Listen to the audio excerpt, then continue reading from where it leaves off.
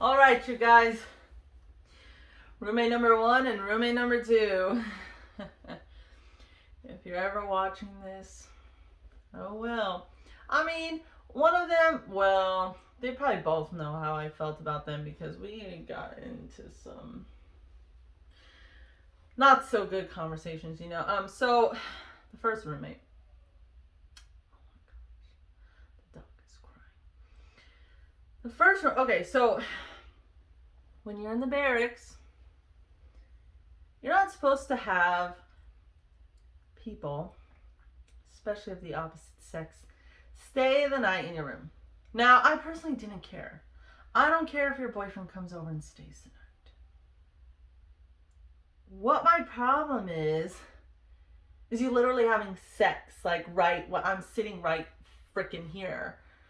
Like what?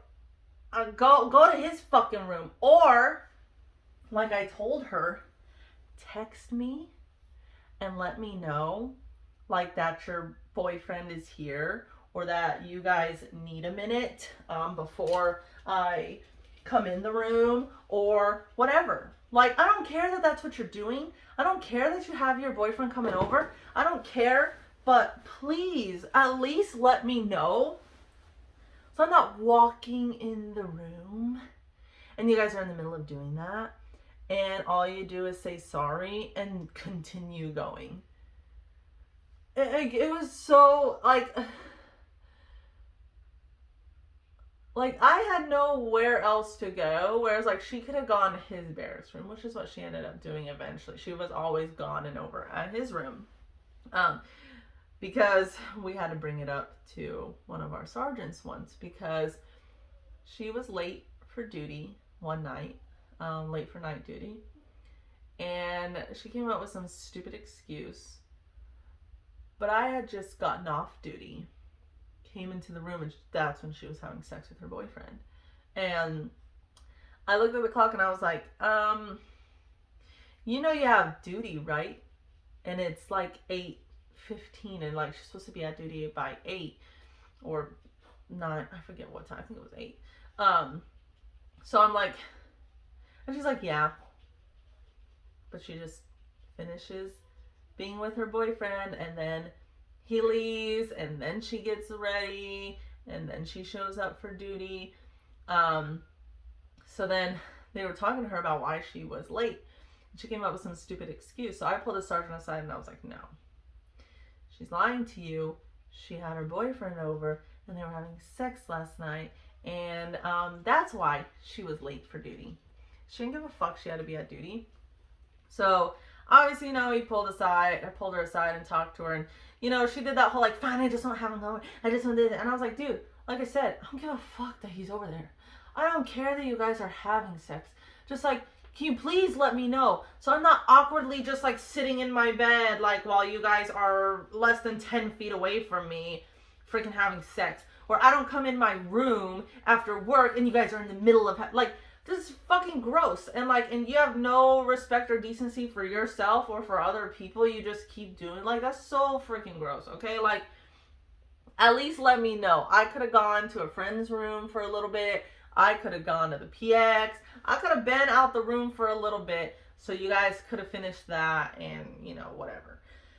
So yeah, that was the biggest issue with her. And dude, she took like 7 showers a fucking day. And her showers were not no like 10-15 minute shower. These were like hour-long freaking showers. And then after she spent an hour in the shower, she spent like another hour doing her hair and getting ready in the bathroom. So it was like one of those things that, like, if she was gonna shower, you better not need the bathroom for the next like 2.5 hours because you weren't gonna be able to get in there. Like, it was ridiculous. I gotta take care of this freaking dog really quick. Alright, I'm back. Okay. But yeah, that was basically my only problem with her. The other roommate. So I was without a roommate for like a while before I ended up getting another roommate. This girl. I'm not going to get into the really personal stuff because some really inappropriate and uncomfortable things that she did, that I just don't want to talk about.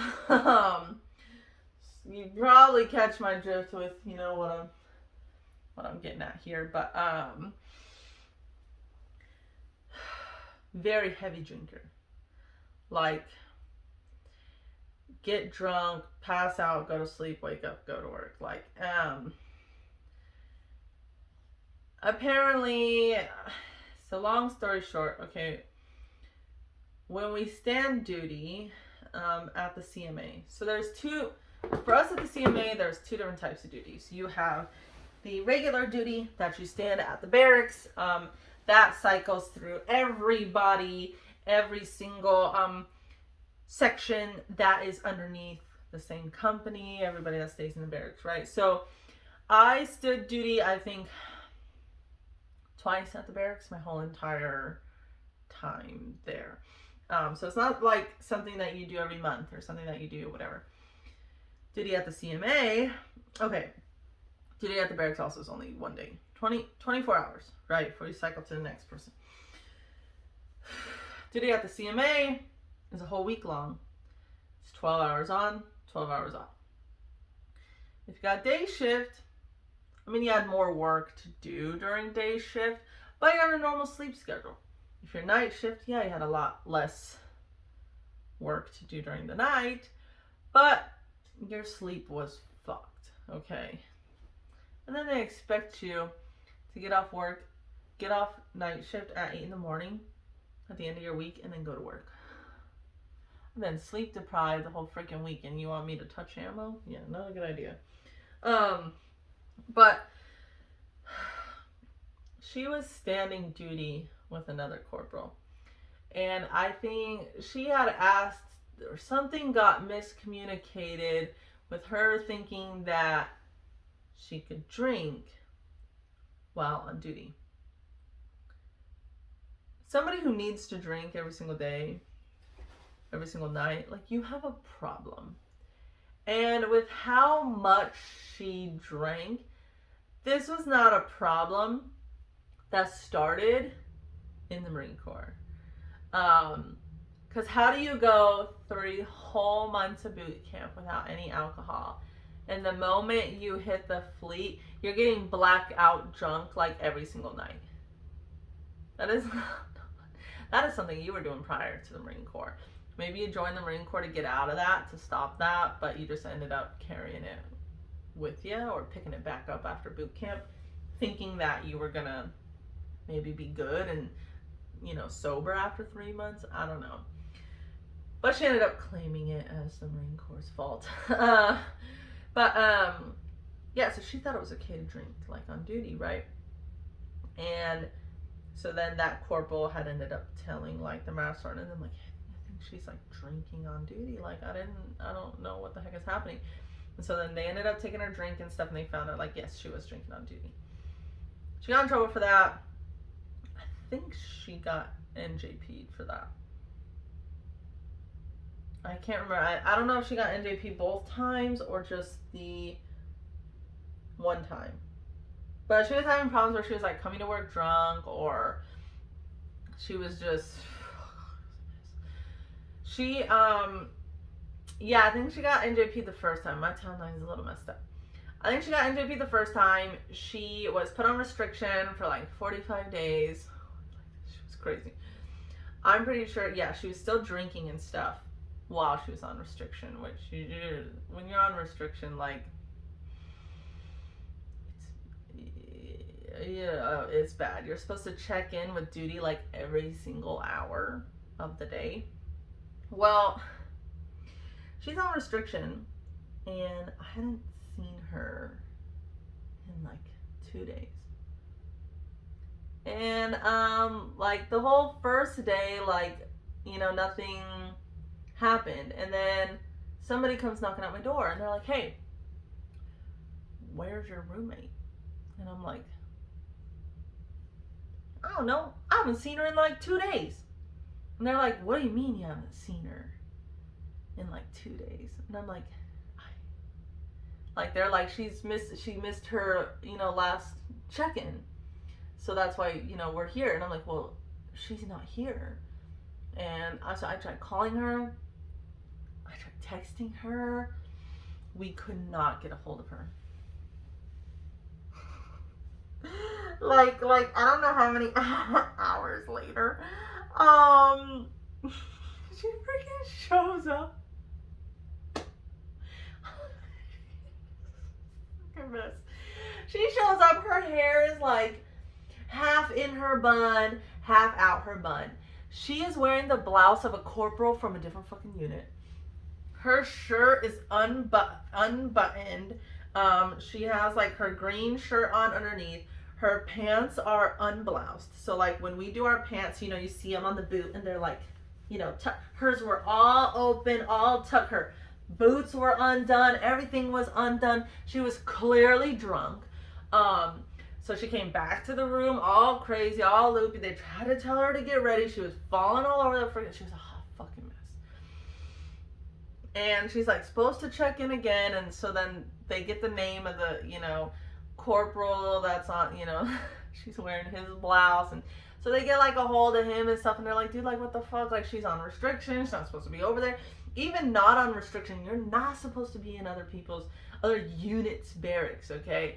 Especially staying the night or something, because we hadn't seen her in days, right?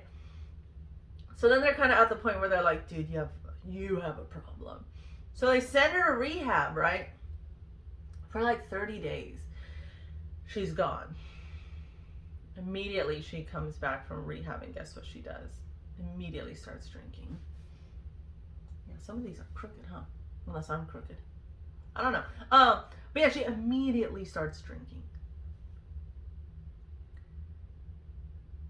The bottles that she would buy were like big, like massive, like a gallon of freaking alcohol, or maybe even more. I don't know what that's equal to in alcohol. Like I know a pint is small. I don't know. It was literally like a gallon. Like this thing was massive. Okay. And that's what she was drinking every single day. She would literally just pour it in her cup with like some Dr. Pepper and just drink until she freaking pass out. And yeah, to come back after 30 days of rehab, and that's immediately what you start doing. That didn't work, right? So, they had told me, due to her being on, I think, restriction and stuff when she came back from rehab, they told me, they were like, if you see any alcohol in her room, you have to tell us. I was like, fuck. I was like, well, I'm letting you know right now. There's alcohol in her, the beds at the headboard had a section that pulled out, and it had like a little kind of drawer thing for like extra storage, and it was in the bottom of that. He was like, are you serious? Like it's in her room? And I was like, yeah, I'll tell you exactly where it is. And he went in our room and opened it up, and he was like, sure enough, it was exactly where, you said it was. And so we get called down to First Sergeant's office, and I had to go with her because I'm her roommate. And he first calls her in. He's asking her, what is this? This yours? Where'd you get it? Why did you, like all these questions, right? And she's like, that's not mine. I don't know where it is. I don't know where it came from. I don't know, lying out her freaking ass, right? And I'm sitting there like, oh dear. Like, when you don't like to be that person, but like you have to be that person. Especially because I'm trying to get my rank taken away for her. And so First Sergeant calls me in. So now me and her are both in his office. And he looks at me and he goes, is she drinking? Is this hers? And I was like, First Sergeant, I'm not going to lie to you. I can't lie to you. Yes, it's hers. She drinks every single freaking night. Like, it's not good, like, and none of it came from a place of like, I want to get her in trouble, but like, she seriously needed some help. And like I said, it had to have been something that she did prior to boot camp. And then, like I said, to come back from rehab and immediately start doing that, like something's not right. Something is wrong. And I get that. There are a lot of people that come from really harsh backgrounds or really harsh families before they join the Marine Corps. So something was wrong. Something was not okay here. And so that's where it comes from. It comes from a place of, even though I didn't know her a whole lot, just a genuine care for another human being, okay? And oh my gosh, I'm sleeping. Um so then he tells me, he goes, okay, that's all I needed from you, and he tells me to get out. He tells me to shut the door behind me. And you know, you don't ever want to get called. One, you don't ever want to get called to First Sergeant's office. Two, you don't ever want to get called in there and they shut the door. Usually if you get called in there and it's nothing serious, he doesn't shut the door, because it don't matter that he's not screaming at you. Just having a conversation, right? The moment that door shut, that man lost it. Because he's like, we tried to help her. They sent her to rehab. She's gone to mental health. They've done all these things for her. They put her on restriction. They tried to help her out. They tried to... And still, she was still doing it. And that's when she got kicked out of the Marine Corps. They made her get out. I think she wasn't even in a year, or maybe close to a year when you add in, you know, boot camp and, you know, all that. Well, maybe a little over a year. But it was bad. Like, yeah, I just couldn't, you know, like, believe that. Like, I've seen people drink and stuff, and, you know, especially Marines, but I didn't see anybody drink as heavily as she did. And it was hard, like, you know, hard liquor. It wasn't like a beer or whatever. Like, she was like, here's this much of my drink and here's this much Dr. Pepper, like, or whatever. I'm pretty sure it was Dr. Pepper she was mixing with. Something like that. But you could tell the moment you got a whiff of that cup, it was, that was like all alcohol. But it's like, you know, you can't help but sometimes kind of feel bad for people that are doing that. Especially when they go to rehab and they get out and they just do it all over again. Like, it clearly is a problem more deeply rooted than rehab of 30 days can fix. Okay. So I hope that, you know, when she got out, that she got some proper care, you know, or something, and is taking care of herself. I don't know. You know, you can only kind of hope there, but there's some crazy things that happened. There's some other stories that we won't get into because they're sad, or they're inappropriate and, you know, unfortunate that some things played out the way that they did. But yeah, we're not gonna get into those stories, just because they're, like I said, it's I don't like talking about people that passed away by their own doing. You know, you get what I'm saying. But man, some of these units were just, that base was just a, that's why I said you can't send first time Marines, first duty station, don't send them to 29 Palms. But for now, that's the end of this video. I will see you guys in the next one. I don't know if I want to discuss any more military things right now. We can discuss my shoulder surgery that I found out 3 years after I got out that I needed surgery for things caused during my time in the Marine Corps. So that was fun. I had 3 surgeries total. And then I guess we can talk about the VA for all those people who think free healthcare is the way to go. Mm-mm. Mm-mm. Now, do I believe we could make it more affordable? Yes. But free, no. Because 1, nothing is ever free. And 2, you're waiting months, if not years, to get the kind of care that you need. So anyways, I guess that's what we'll discuss in this next video. So I will see you there.